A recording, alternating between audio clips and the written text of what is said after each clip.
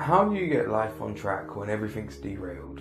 That's what we're talking about today. And there's not going to be no buy this program or this, that, or whatever else. This is genuine stuff you can do to pull yourself up out of the dumps. Things that I've done, things that Dave have done, and things that we've probably seen other people do and learn from in our lives. So stick with us on this one as we try to pull everybody out of the dumps with this hellfire of an episode. So let's go get into it.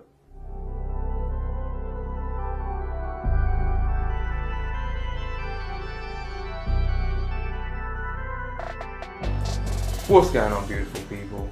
This is the Perspective Chasers podcast. I am John, that handsome mofo is Dave. Dog. And today we're pulling people out of the dumps because everybody needs a hand up once in a while. I know I've been there, I know Dave's been there. Yep. And you may be there now. So buckle up because we're about to pull you out of that. Nobody's going to be there for you in life to save you from the ups, the downs and everything else. So eventually you have to accept the reality of being there for yourself. And that's where this journey is going to start, unfortunately. So accept there is some work for you to do. There is a lot to be done. But you can start doing that work now. By sitting down, taking the time to think about your life. By taking the time to put in the work and put in the effort for you, you can get your life back on track. But it requires work from you. Are you willing to put that in? I know I've been in times in my life where I didn't want to put the work in. And I think you've seen some of those times where I've just been down and just wanted to sit in my pity party. And sometimes that is needed. Sometimes that, like, I am the type of person that sitting in that pity party and realising nobody's coming to save me, that lone wolf mentality is what brings me out of that, like, a mofo. Like, the more I feel the world is against me, the more my rage builds, the more that fire builds, and the more I want to prove the world wrong. So if the easiest way to get me out of a stump is to tell me I can't do something. Like, if I'm already feeling mentally beaten up, and somebody tries to kick me when I'm down, that makes me giddy. Like, it's the old adage, isn't it? If you back me into a corner, I'm not going to back down. I'm going to swing harder than I ever have. But that's the thing, like, I think especially these days, we live in a world where you're kind of told to live with kind of kid gloves on, like, be politically correct, be soft, be this, be that. And sometimes you just need to feel that you can rattle the cage. Like, sometimes you just want to grab those bars and let loose a little bit. And when you're feeling that beaten down, that's when it's like, okay, it's okay to feel like this. It's okay to feel like this angry or this vicious. Do you know what I mean? Yeah. Like, for me, I channel that into training. So when I feel that I'm absolutely on the brink of pushing myself through that limit and I'm causing myself physical pain, I've got sweat coming out of here, there and everywhere, and I'm on that absolute verge, that's when I start to feel like I'm coming back to me again. Yeah. But it takes so much putting down to be reminded of how powerful you can be, because so much of life tells you to be weak. So much of life tells you, oh, don't shout at that person for their stupidity in public. Don't get road rage because that person cut you up and nearly caused an accident that would have caused X amount of domino effects. Like, so much of life tells you not to react. Yeah. But sometimes you just need to react just to know that you can. Do you know what I mean? Like, everybody needs to remember how powerful they can be. Yeah. And in a world where we're told that you're helpless and you're this, you're that, go to this person for advice or go to that service or pay for this thing and da-da-da. Nothing ever kind of boils you back down to your core and says what kind of reminds you of who you are. What reminds you, what part of yourself is that animal, that beast that will not let somebody kick them when they're down. Yeah. Because everybody gets on their knees sometimes. Everybody's down and needs that help up. And there's no chance that there's no one that can say there is going to be someone there for him 24/7. So the only thing you can do is make sure that you can get yourself back up in those moments. You have to be your own corner man in life. And if you have somebody in your corner, absolutely great. It makes life easier. But if you don't and you're prepared to get back up on your own fight, you stand at a far better chance of getting back up quicker, getting back up stronger, and having a better chance all in all of going through life kind of spending less time on your knees and less time feeling sorry for yourself about it. Now, there is a time to feel sorry for it, But that time needs to be channeled, at least for me anyway, into how the hell do I get out of this? Because there's no way that I'm pulling people down into that pit and having them stay there with me. It'd be different if there's somebody that can sit in that kind of pain with you for a little bit and say, look, I've got you, but as soon as you're ready to fight your way out, I've got you. But you're not always going to have that. No. So just reminding yourself that you've got that fire in you, to me, that's how I start to get out of that kind of lull in life where it's just like, I just feel down. Yeah. So the biggest part of that is kind of reminding myself that I'm physically strong and mentally strong. Like, but the two go kind of hand in hand, like, especially when you're talking about training. If you take like a training session, and we've trained time and time again with each other, you know there's that tipping point where the body's exhausted, so the mind takes over. Yeah. And it's the mind that finishes the last 40% of that session because the body wanted to give up 4 moves ago. So having that strength on both sides, not just physically but mentally as well. And the thing is as well, I've met people that are incredibly physically strong but have no mental strength whatsoever. And I've met people that are incredibly mentally strong and have no physical strength. And it creates that weakness in life. So by having that balance between the two, making sure that you test your physical strength, but you test your mental strength as well. And there's varying things, but like some people, so like I've just kind of gone on that rant about rattling the bars of the cage when it comes to weight training. I've never experienced that kind of runner's high or the cycling high that people get when they do like endurance cycling and things like that, because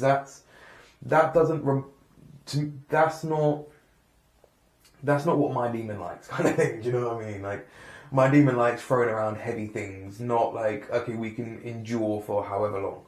My demon's a power demon. so if I want to excite him and kind of get him riled up to get me out of the dumps, that's what I need to do, is remind myself how powerful I am against any avenue of life.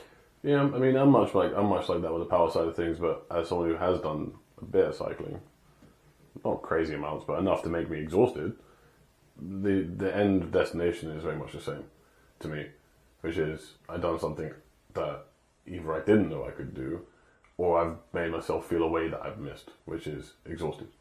And like I've had to fight through to get to this position, whether that's deadlifting in the hundreds, or if that's cycling 50 miles. They both have the same end goal, which is I'm exhausted. I've done something, like I felt something. And I think that's the thing, is just reminding yourself that you are capable of it, or whether it be like endurance based or strength based or varied in whatever degree. Just reminding yourself what you are capable of can go a long way to just digging yourself out of any kind of mental hole. Like realistically, like most of the things that we get down in the dumps about, they're nothing that can't be fairly mediated in life.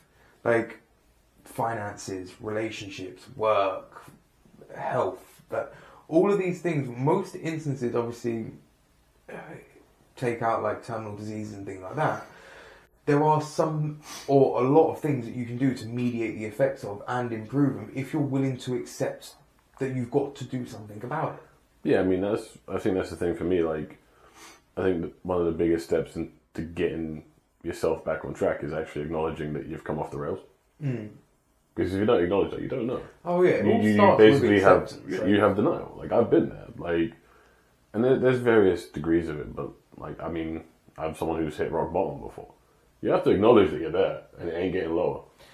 You know what I mean? Like, especially if you're that bad, if you've really derailed spectacularly, as I have, quite well documented, you got to wake up and go, okay, we're here. Here's a question, and by all means, like, take deflect. This. Yeah, dodge, be a politician. If you want to deflect, by all means, deflect it. But like, so you say rock bottom. Brother, I've known you through those times and everything else. And again, I ain't been with you 24/7, 365. But, bro, I've seen some people's rock bottoms that are far, far rockier. So here I'm asking myself, like, are you being hard on yourself by saying that you hit rock bottom? Or is that just your definition of rock bottom? Like, everybody's hardship in life is their own kind of defining thing by what they've experienced. Comparison is the thief of joy, my friend. Mm-hmm. Rock bottom is incredibly personal. Yeah, from the outside looking in, other people probably had it much worse, but it doesn't really matter. At the end of the day, rock bottom is your own interpretation of what it is for your life. I just wanted to kind of shed some light on that because, like, I think there will be a lot of people out in the world that their rock bottoms will get dismissed because somebody else will be like, "What do you mean you're at rock bottom? You've got a decent job, you've got a this, you've got a that, or whatever else." Rock bottom to me is when you wake up and you think, "I can't get any lower than this." That would be the most simplest definition of it. See, mentally, to me, rock bottom would be, I don't want to go on at all. Like, rock bottom would be not seeing the purpose in life and getting out of bed and da-da-da-da-da. Like, to me, that rock bottom would literally be that point of, like, I would rather destroy myself than build myself up. That's and why, by like, proxy, you can't get lower than that. In my interpretation, anyways. If I don't want to continue, how can it get worse? How can it actually get worse if you say those words to yourself? Yeah. It don't get worse than that. Because you're basically saying, I tap out, I'm done. What's the point of carrying on? In a weird way, you're almost saying, what's the point of living? It don't get worse than that. But I think this is why it's so important to kind of go through those checkpoints of reminding yourself what you are capable of. Do you know what I mean? Like, whether it be physically, mentally, and just know, by the way, that if you have hit rock bottom once, you're going to hit it again. It will happen. It most likely will happen. The thing is, I think it's something that's always going to be there. Like, 100%. But you just got to hope it don't get worse. The thing is, though, it's almost like a compliment. Because, like, having that rock bottom there to fall into, that's always going to mean you're not there. Do you know what I mean? Like, so I suppose it is a kind of glass half full kind of mentality. But it is that situation of, okay, cool, well, it could always be worse. Do you know what I mean? And there's also a nice slap in the mouth to say, what are you going to go do about it? Like, are we going to use this to learn, or are we going to use this and go, actually, no, I am done? No, I'm going to go and start swinging harder. Like, I'm going to go and get myself out of this because this isn't the be-all and end-all. This isn't where I want to be. Another small tangent there, yeah, because sometimes you do have to say, I'm done. Like, sometimes that's an okay answer. For example, like, we've both got to the end of jobs where we're just like, yeah, nah, the problem isn't me, the problem is this. So, we're done. And, like, sometimes getting yourself out of a stupor, breaking those routines, getting life back on track, is getting to that point of saying, cool, those negatives, no matter what aspect of life it is, the leaking stops here. There is no more, like, contributing to my spiraling down or whatever else. This is where the hemorrhaging stops. I'm severing the limb, done. If I've got to hobble for a bit, I'll hobble for a bit. It's fine, but the problem has stopped getting worse. And that's okay sometimes. If that is the answer to the solution, it's fine to do that. Like, and again, I want to put emphasis on this because this is something that I struggle with myself, because it can start to make you question your own value and think, was you good enough to either fix the problem, fix the person, do the job, or da-da-da-da-da? When some jobs are just shitty jobs. Or some people are just shitty people. Like, sometimes you're not the problem and you've just got to let it be. Do you know what I mean? Like, No, 100%. I mean, that's what I said, like, biggest thing about getting yourself back on track is acknowledging there's a problem. If you don't acknowledge the problem, you ain't getting back on track because you're going to live in denial. And you're not gonna understand or accept that there is a problem. You're not going to actually take the time to understand what it is you're feeling or to comprehend what you're feeling. So then you can't fix something if you don't know the problem. And then the second part to it, to me, is also to understand that you are the only person that will have you 24/7, 365. I don't care how good your inner circle is. My inner circle is phenomenal. But they can't be there all the time. Yeah, when they are there, phenomenal. It's great. But sometimes you've got to do the digging, man. Like, people ain't going to get you out. And why should they if you can't do it yourself? Yep. And I think that's a very big thing. And I think it's something that people almost see as like a bad thing. You should be okay to get yourself out of things. You should be okay to sit there and actually deep dive what you're thinking, what you're feeling, why you're feeling it. And you should be able to come up with some kind of solution to get yourself out of it. That solution could be, I'm going to go and see my bro for a couple hours. I'm going to feel better about it. Okay, that's a solution. Well done. I've done that before. Do you know what? I need someone just to sit there with for a minute. All right. Maybe I need to go out and do something. All right. But at least you acknowledged the problem and found the solution. Because that's on you. You can't fix people. The thing is, you don't get to fix people. Like, people that do look for somebody else to fix them, understand that's like me telling somebody else to go get my car detailed. And then moaning at them because they didn't put emphasis on the bits that I like to be clean, or they didn't put the fragrance in the car that I like. So if you're not choosing the criteria of which you're living life by, you can't complain at the results. So now if you're saying to somebody else, make me happy, and they do something that doesn't make you happy, well, guess what? If you know what makes you happy, go do that for yourself. So many people look for other people to fix them. And I think it's a kind of trap in the system in that way, where it's like you've got fixers and then you've got broken people, and the two are drawn together, but they're not necessarily compatible, because somebody that's broken will always take from a fixer, and somebody that is a fixer is always going to give to somebody that is broken. But that relationship ends up being negative because one's always taking from the other. If somebody's always broken and they're not doing enough work for themselves and they're not building themselves back up, they're always going to be a drain on that person. So how long before that person that is in that good situation ends up in a stupor? Because this person that's in the negative keeps making that part of their reality. This person keeps has to fix them, and eventually you've now got two people in a stupor instead of one, because one person wasn't willing to do the work on themselves. Yep. And this is the thing. I think all of society needs to get past that kind of, it's okay to be broken and da-da-da-da-da. Like, it's fine to be like that for a little bit. But eventually you need to find the answers and move on. Like, do you know what? It is fine to be broken. And it's fine to carry things for a long time. It's not okay to not actually function, though. That's a big problem. When you're at such a level of stupor where... for a short time, I would allow it, but... It depends on the gravity of things, man. There's some things that you're going to carry for life. But it's about not letting them define you. That's the big thing to me.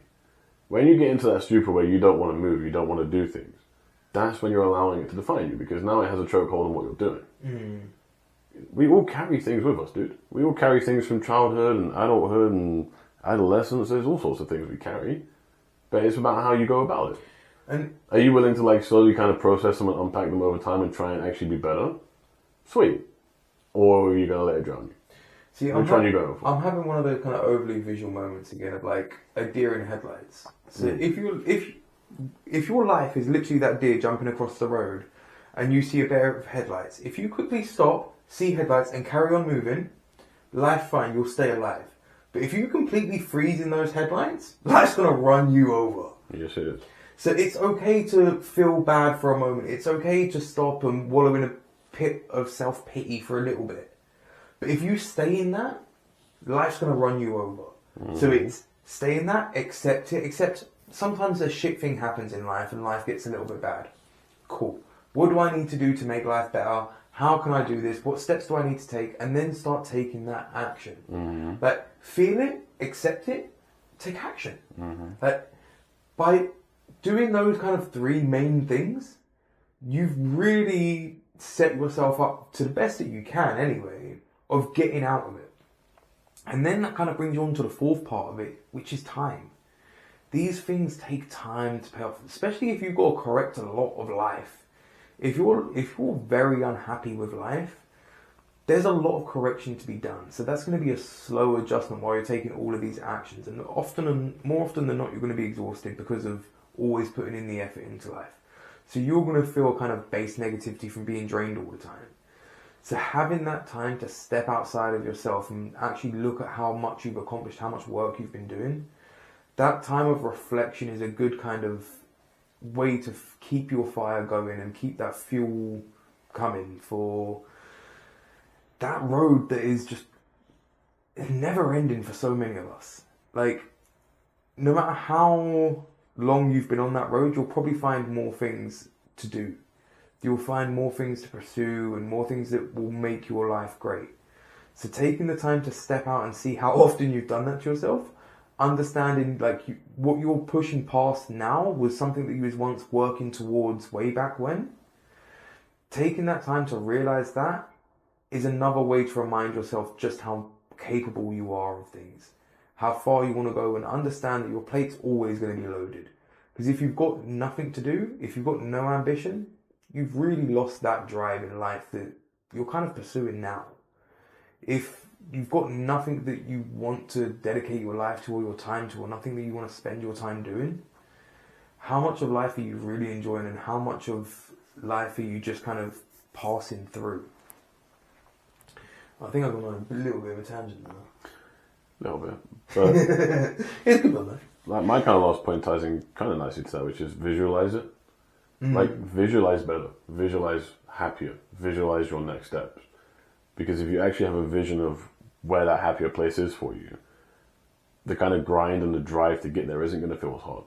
Okay, one sec. Can you break down visualizing for me? Because, like... Have an actual image in your head of what better looks like. I get that. But, like, people always say that to me, or, like, I'll talk about that in general conversation with people. And now, I can picture, let's just say, John with his bit of land, my house with little one, and da-da-da-da. I can picture that vividly. Yeah. But the thing is, it's just an image. Like... But it's an image that you want. Yes, but having that image doesn't kind of clarify all of the kind of logistical stuff that I'd need to be able to get there, I'd have the money to get that thing. Like, having the image is, at least to me anyway, and this is why I asked you to explain it, it's just a very small piece of a puzzle, and it doesn't set up much in that sense. Do you know what I mean? Whereas if it was like, okay, cool, well, if that's the image that you want, now work backwards, that's a different story. Well, that's the thing. So for me, the image sets up everything. Because that's what I want. That's what I want more than most things in life. So what's your image? Ironically similar to what you just said, you mofo, which you know. Don't copy me. Oh, piss off. The thing, yeah, so for me, ideally, I've said for a long time, that the end goal for me is to have my own farm. But in my head, I have very, very vivid imagination of what that looks like. I have the idea in my head of all the things that I would grow on that farm. I have the image of all the land and the things that I would do on that land. Like, I have an image of what the house looks like. The people that are in the house with me. But I also have a very strong image of how I am in that scenario, where I walk happier, my head is up, I'm smiling, I'm not angry, I'm not stressed, I'm not concerned, I'm not worried, because I can do what I want. Everything for me falls in place from that part onwards, because I know that whatever I do is to get to that step. My job now is just connecting the dots to get to that step. So it's that idea of working backwards. But at the same time, it's also working forwards. Like, do I know what all the steps are? No. But I know that my job right now is just focus on the step you're on and get to the next step. Because if I keep doing that, at some point, I get to that last step. Do you know what? I'm getting kind of a lot of visuals at the minute, but like, my head's just kind of giving me this kind of scenario of two different people going for a walk. One person that has no destination in mind, and another person that was told to just head north. Which one of those people is going to... Say you give them an hour into their journey. Which one of those is going to be more happier? The one that's clueless, just wandering around nowhere, or the one that just goes, he's just got to go that way. No matter what, just go north. Because to me, I would be happier just going north. Yeah, because at least I know I'm progressing somewhere. I'm going along this line. So if it was change north to that friggin' house with a bit of land, if it's like, cool, just keep plodding on this way, and I don't know when, but eventually you'll come across that house. I would happily chug along that road, Whereas now, if you're like, cool, the house is somewhere out there in the world, there's no direction, just go wander. How are you going to feel? You're going to be overwhelmed by that. Do you know what I mean? So just having that kind of narrowed field of vision. To be fair, the idea of just heading north is pretty much what I am. As I said, what can you do? Well, you know this is my end goal. And I know that I'm currently at this step. Okay, so the mission's really simple. Keep going until you get to the next step. What do you do in your next step? The exact same damn thing. You go until you get to the next step, because eventually you're going to get to what you want. Because with every step you progress through, there's more. There's a bigger challenge. There's bigger money, or there's more freedom, there's a looser schedule, like there's something that you find more passion about or more entertainment in. There's something better with every single step. And it is that simple to me. You just got to keep moving. And that's the thing about if you really have fallen off the tracks, that's what you have to bear in mind. If you keep moving, you will find your way. If you stop, you ain't going anywhere. Life will run you over if you stop. And if you don't have a vision about what you want, what are you doing? You're walking around going, well, I don't know. And yeah, sometimes that's okay, because sometimes you actually need that. Sometimes you just need to relax your mind for a second. But if you're doing that, you probably haven't fallen off the rails. You probably just need a minute. And that's perfectly normal. We've all done that. I do that sometimes where I'm just like, I would just chill for a minute. You know what I mean? That's it, putting your feet up for a second, right? But if you've lost your way, or you've fallen off the rails, or you're just not good, you can't do that. Because that's just amplifying everything you're doing, because you're walking around in circles going, well, I feel rubbish about this, I feel rubbish about this, and this, and this, and this. But am I actually trying to fix any of that? No, I'm just walking around from problem to problem going, well, there's a problem. I don't like this one, I'm going to go to the next one. Well, there's a problem. I go, well, that's a problem too. Ugh. There's no solutions. So you're going to feel worse. Because you have no image, you have no idea about what you want. Except for, I just don't want problems. Well, that's too generic. Fix something first.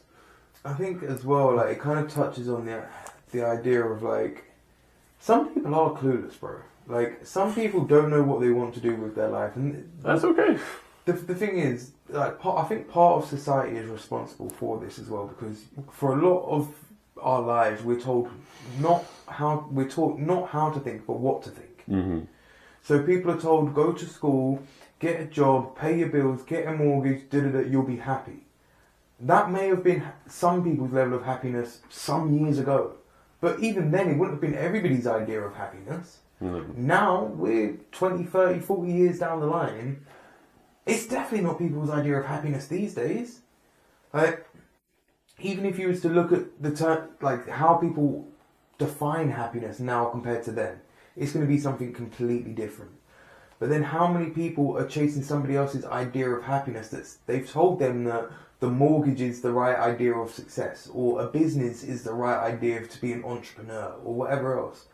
But really and truly, they haven't stopped to ask themselves, what the hell would you want to do with your life? Like, I think there's so many people in their life that don't ever get that chance, whether it be their parents are overbearing, they don't feel they have time. I know I've been there, where it's just like, I don't have time to ask myself what I want to do. I've just got to do something because life's happening. So you literally just grab onto whatever's close to you and you just do it, just so you don't drown. Mm-hmm. But again, you have to come out of that at some point. So there's all of these different scenarios where you get caught up in that kind of current of life. So when you do get that chance to kind of get some wind and get your kind of bearings and start kind of choosing your own direction, it can be overwhelming to be like, well, where do I want to go? Do I want a house that's remote and or do I want to live in a big city? Do I want to go backpacking around the world, or what is my idea of happiness? So many people don't even take that time to consider it for themselves. They are that person haplessly walking around with no direction. Very true. So kind of let yourself know that it's okay to take that time to figure it out. And if you are especially if you've got overbearing parents, you don't have to live their dreams. Like, I was very lucky in that sense where, like, my mum, she never tried to make me in her shadow or my dad's shadow or whatever else. I was just left to be John. And that kind of gave me a superpower in a sense of, I didn't know what I wanted to be or who I wanted to be. And I'm still discovering it 30 years later. And I'll probably still be discovering it in another 30 years because I'll be an old man then, and then I'll find a new way of life. So don't be kind of too hard on yourself in terms of, like, you have to follow in X amount of footsteps or somebody else's footsteps. Let yourself kind of build your own idea of who you want to be and who you are in the world.